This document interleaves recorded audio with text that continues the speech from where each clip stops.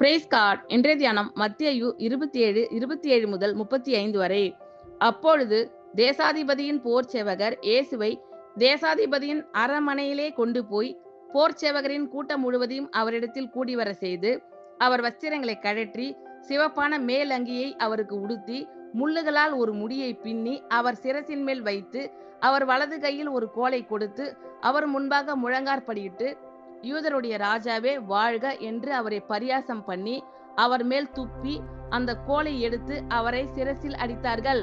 அவரை பரியாசம் பண்ணின பின்பு அவருக்கு உடுத்தின மேலங்கியை கழற்றி அவருடைய வஸ்திரங்களை அவருக்கு உடுத்தி அவரை சிலுவையில் அறையும்படி கொண்டு போனார்கள். போகையில் சிரேனே ஊரானாகிய சீமோன் என்னப்பட்ட ஒரு மனுஷனை அவர்கள் கண்டு அவருடைய சிலுவையை சுமக்கும்படி அவனை பலவந்தம் பண்ணினார்கள்.